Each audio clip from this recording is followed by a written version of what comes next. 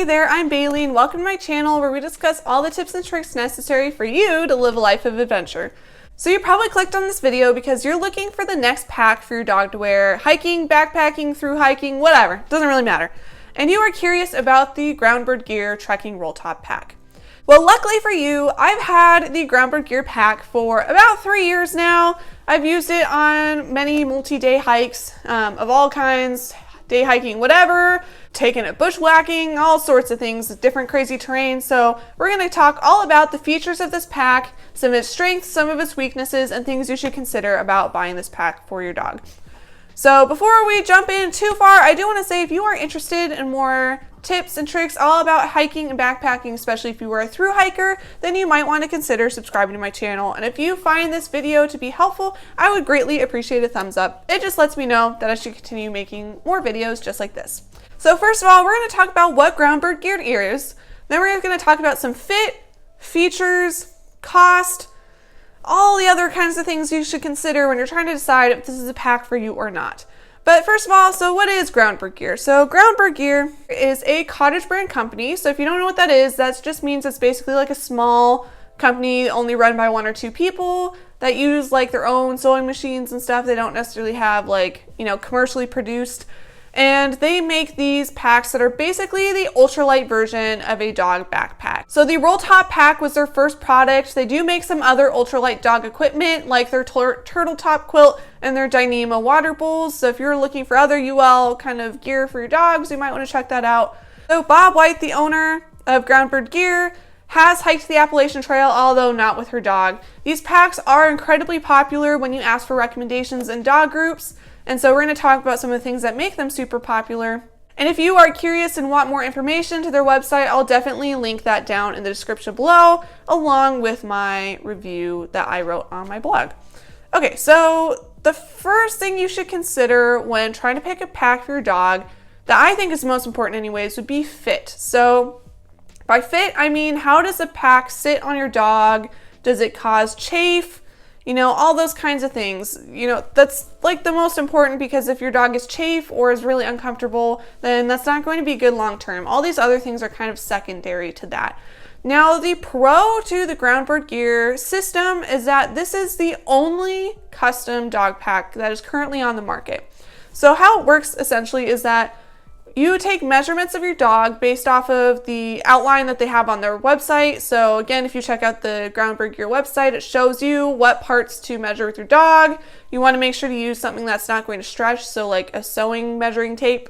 Measure different aspects. So like right behind their elbows, a bit further down their flank, down their chest. You send those in, and then GBG makes a custom fit harness for your dog, and then you choose packs to go with it. So the kind of nice thing about that is you don't have to get a certain size saddlebag if your dog is bigger or smaller. So even if your dog is a bigger frame and you want smaller saddlebags, you can do that, or they're a little bit smaller, but they have some of that drafts type background, you want to put more bulky stuff in there, you can do that too.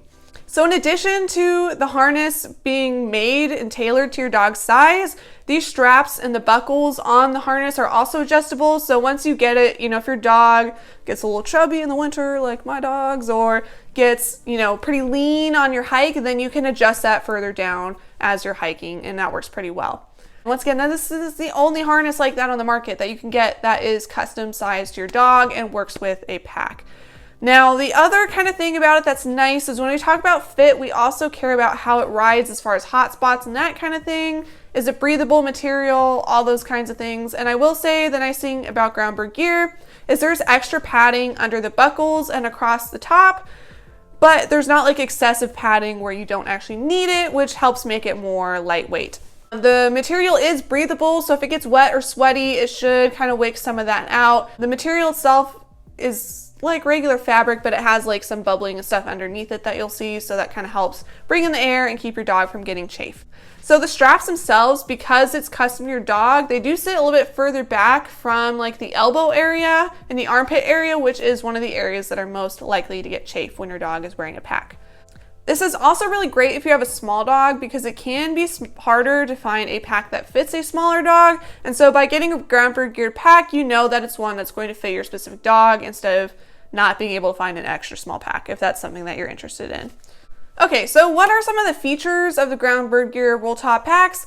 So let's go ahead and dive into that. So the first one that most people really prefer, and is one of the only ones, again, on the market that has this option, is the removable saddlebag. So other than the Roughwear Palisades, this is the only other pack I know of where you can take these saddlebags off of the actual harness. And so this is a pro for many reasons, because then you can go ahead and buy different saddlebags off of their website based off of, what kind of trip you're going on. So maybe you want smaller set for a through hike, but bigger for weekend hikes or whatever, or smaller for day hikes and bigger for backpacking trips. I don't know. You can go and buy the saddlebags separately from the harness if you want to mix and match for different kinds of trips. This is also nice if you are bear hanging, doing major fordings, or you want to take it off so the dog's still wearing the harness but not getting their bags wet, all sorts of different kinds of things.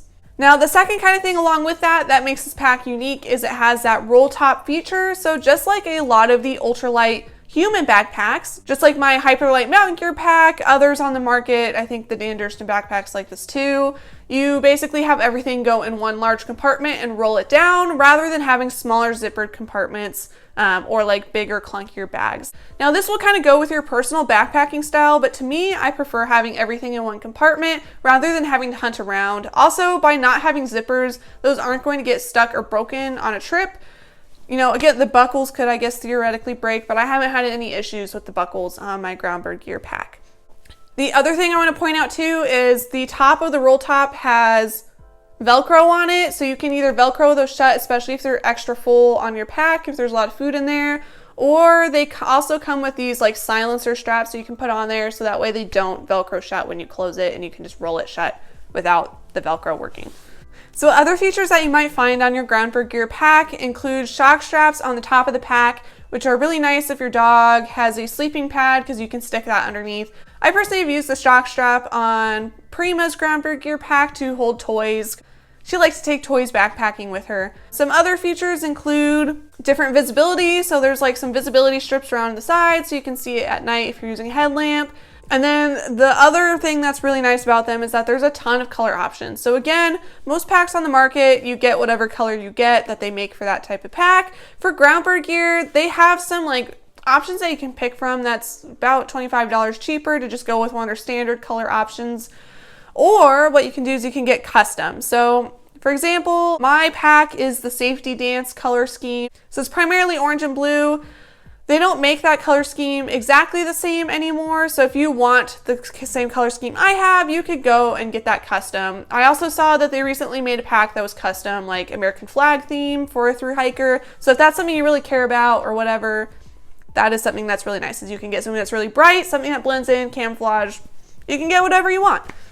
And then the last thing that I do want to point out that's maybe a negative for some people, but I think most packs on the market are like this anyways, is that the bags are not waterproof. So if they get wet, they're gonna be wet on the inside too. However, they do dry pretty fast just because of the material it's made out of. So speaking of the material it's made out of, let's go ahead and talk about the quality of the materials. So the Groundbird Gear packs are made out of kind of a thicker, denier material. They don't use Cuban fiber, although they've been experimenting with that. It's a little bit different than the material you find on other packs. I will say I've taken Prima's pack through a lot of different environments, mostly in the West, but also here in Alaska as well, where it's pretty wet, and it's held up pretty well. I've noticed that it's gotten faded over time, and you'll notice it's gotten a little bit rough on the outside where she rubs against rocks and stuff. And if one of the visibility straps has gotten a little bit caught under branches, but other than that, there's no puncture holes in the material, and it really has held up well over time. None of the buckles have broken.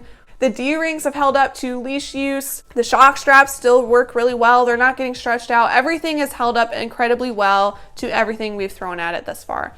That being said, I might not have put as many miles on it as some people have because I don't always use it for all backpacking trips or all day hikes. So do take that with a grain of salt. But I do think, taking it through some pretty heavy bushwhacks, it's really done a pretty good job, and I'm happy with the materials overall. I'm not concerned with it, and I do feel for the cost of the pack that it's been well worth it because it's lasted such a long time, and I have faith that it will continue to last for years to come.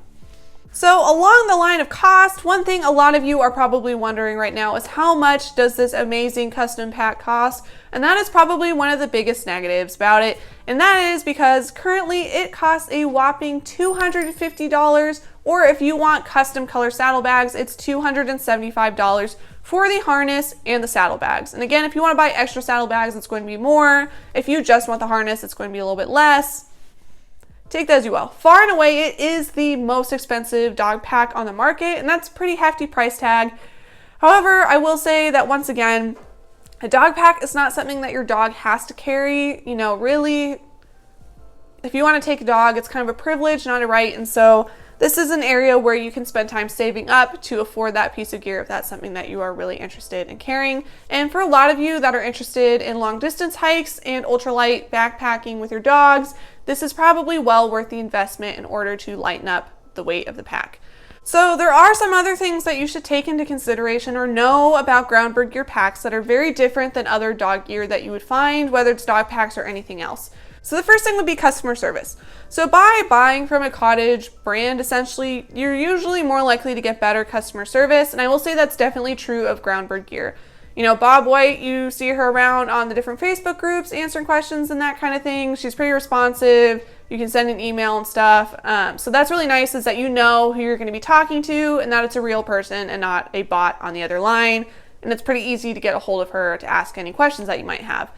The other thing that you should definitely know for sure is that these packs, because they're very popular and because it's just a couple people, you know, working in a small sewing shop making these, there's a very long lead time in order to get one of these. So unlike any other pack where you could just walk into REI and pick one out and take one home, or go on Amazon and order one and it's going to come in 2 days if you have Amazon Prime, if you order Groundbird Gear, you want to give yourself at least 3 months time before you actually need to use it. So if you are planning your through hike and you are planning to leave in March and it is February right now, then you might be up a creek.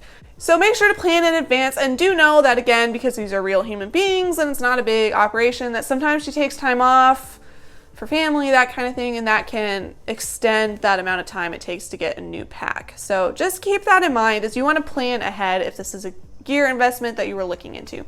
So overall, pros and cons: ultralight, custom fit that you won't find in other packs, one of the only packs with removable saddlebags and lots of color options. Downsides would be the amount of time to get your pack and, of course, the cost. So overall, I think for a lot of very serious backpackers and people that are going to be out through hiking, that it is worth the investment. You know, if you have a small dog, it's definitely nice that it's custom. It's one of the only small dog packs you can find because it's custom and fits well, but is it worth it in some cases? Or if you're just a bit of a more casual hiker, it's going to be kind of up to you on that one. Now, if you have specific questions about this product, I would be more than happy to answer them and let you know my thoughts. So be sure to leave a comment down below letting me know what you think or what questions you would love to have answered. If you're wondering what kinds of things I carry in my Groundbird Gear pack, or what other things we take with us on our backpacking trips, then I would encourage you to go watch this video next, which is our most recent gear hiking list that will keep updated year to year. Other than that, again, if you found this video helpful, be sure to smash the like button. And other than that, let me know your questions, but we'll see you out there and have happy trails.